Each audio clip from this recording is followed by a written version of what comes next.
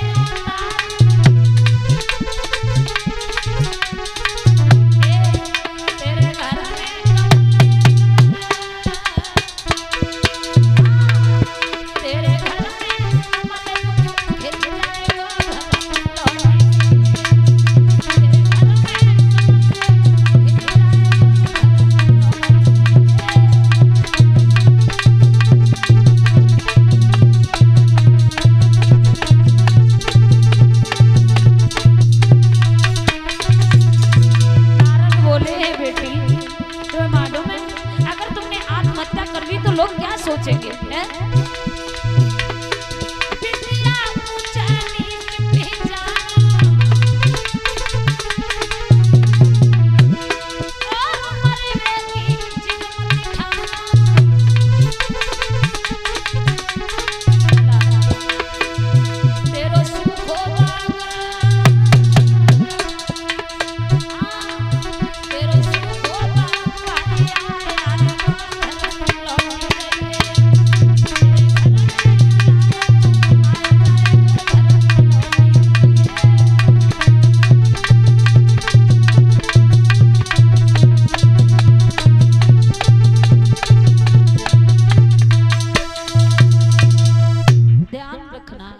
नारद ने कहा है बेटी तुम्हारे हाथ की रेखा ये बता रही है तुम्हारे आंगन में एक बहुत सौभाग्यशाली पुत्र पैदा होगा, और ऐसा नहीं होगा छोटी सी उम्र में थोड़ी उम्र में भगवान को प्राप्त करेगा और अपने साथ साथ पूरे परिवार का कल्याण करेगा।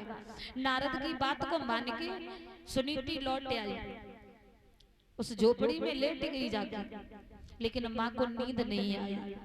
सारी रात यही सोचती रही परमात्मा कौन सा वो दिन होगा जब एक पुत्र मेरी गोद में खेलेगा। हुआ ऐसा, रानी लौट के आई है, टूटी हुई झोपड़ी में बैठ गई लेकिन सोई नहीं। अब लेटी गई घर जाए रात को नींद नहीं आई।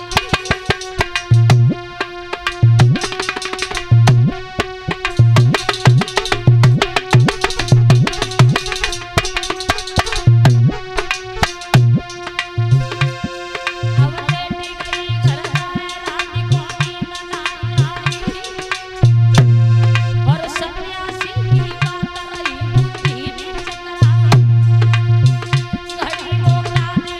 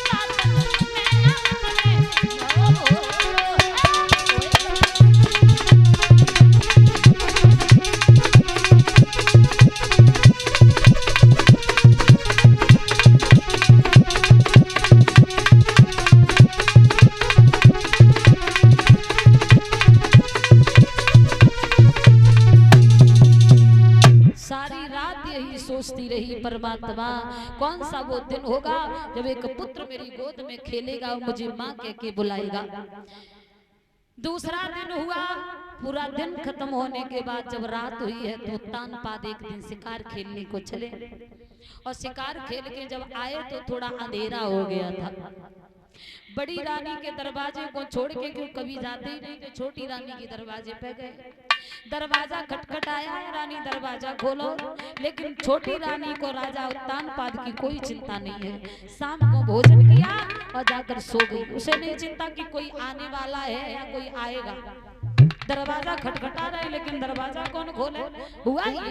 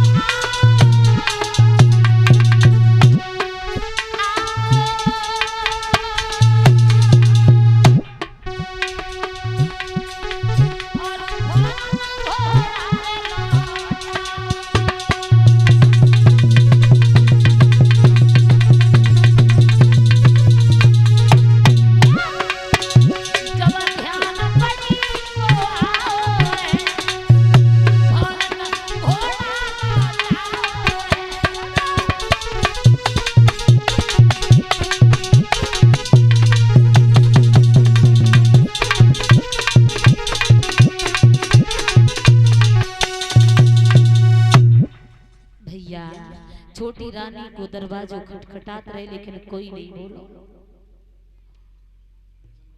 बड़ी रानी जब तक उत्तानपाद नहीं आते थे तब तक भोजन तक नहीं करती थी।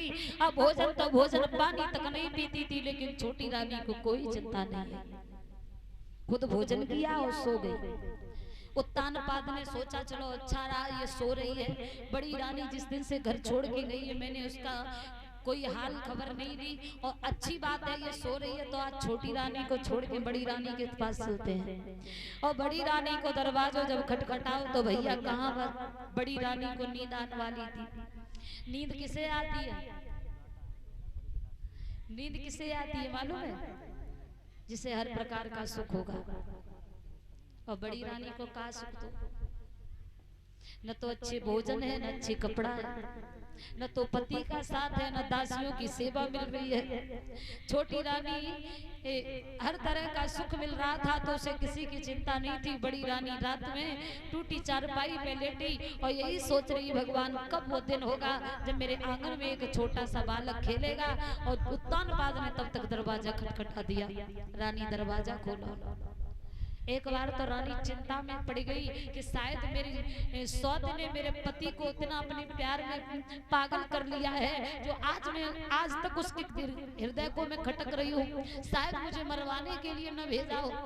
दूसरा विचार ये आया ऐसी जिंदगी से अच्छा तो मर जाए तो अच्छा रहेगा, और वो भी पति के हाथ से मर जाएंगे तो तर जाएंगे। दरवाजा खोला है और जब दरवाजो खोलो है भैया घास को बिछौना डालो है और घास के बिछौना पे पति को बिठाया है। 2-4 दिन की सूखी रोटी जौ की पड़ी थी लाके सामने रख दी। उत्तानपाद रानी की वो दशा देख करके खूब रोए हैं। रानी मैंने तुमसे कितना मना किया कि दूसरी शादी न करवा, लेकिन तुमने मेरी एक नहीं मानी। तो बड़ी रानी आंखों में आंसू ला के बोली है महाराज दोस्त तुम्हारा नहीं है, दोस्त तो मेरा है महाराज। सुख दुख जीवन मरण सुख दुख जीवन भोग सब करमन को भैया भोग सब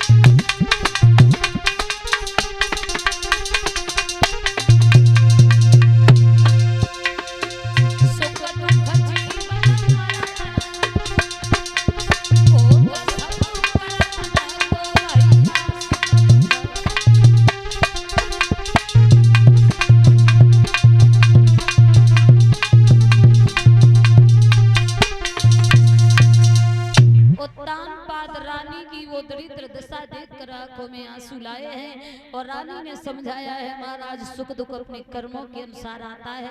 तुमने तो हमसे कितना मना किया था लेकिन हमारी किस्मत में ये लिखा था तो इसे हम कहाँ लेकर जाते। उस रात उत्तानपाद बड़ी रानी के यहाँ रुके हैं तो बताया ये जाता है कि बड़ी रानी गर्भवती हुई और थोड़े दिन बाद छोटी रानी भी गर्भ धारण करती है। लेकिन रानी एक राजा की दोनों रानी गर्भवती हुई, दोनों की किस्मत में अंतर था। एक रानी ने गर्भ धारण किया, पलक से नीचे कदम नहीं रखा, और दूसरी ने जिस दिन से गर्भ धारण किया बराबर खेतों का नाच बटोरा है। सुबह होते ही निकल जाती है, महल की काग उड़ाती है और खेतों का नाच बटोरती है। भैया दोनों रानी गर्भवती है।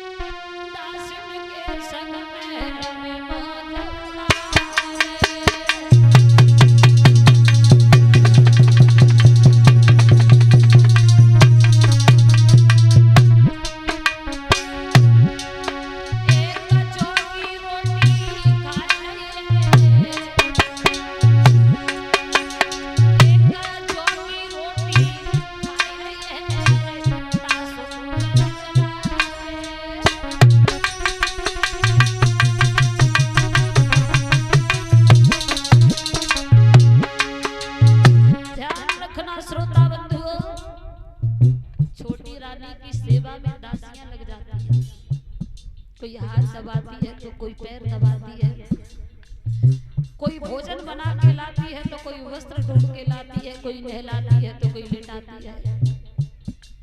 लेकिन बड़ी रानी बराबर खेतों का नाच बटोरती है। गर्भ के पूरे समय में सोच रही है बड़ी रानी की महाराज अगर मैं जानती है जीवन में ये दिन भी देखने को मिलेगा तो मैं कभी दूसरी शादी नहीं करवाती। और सोचा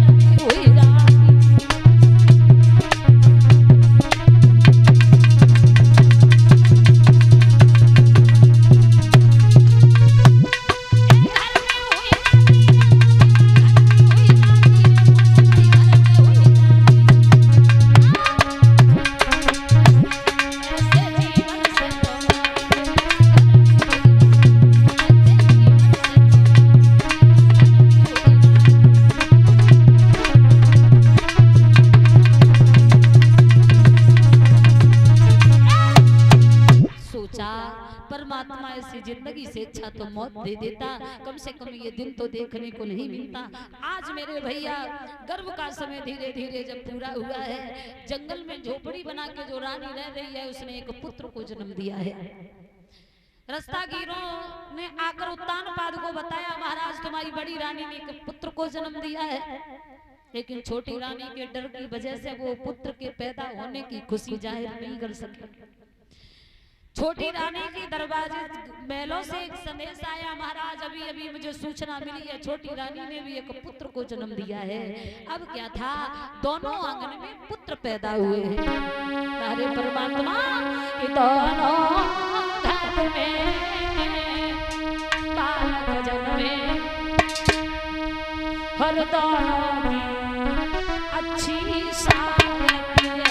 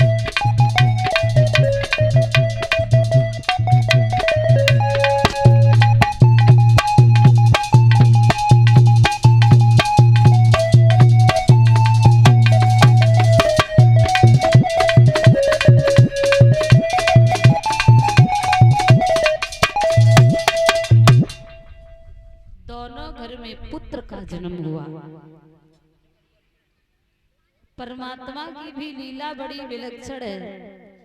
अगर पुत्र ही होना था और बड़ी रानी के ही पहले पुत्र होना था तो दूसरी शादी करवाई जैसे पहले ही आंगन में पुत्र हो जाता तो काय को इतने कष्ट मिलते, काय को ये जंगल में झोपड़ी बना के रहते।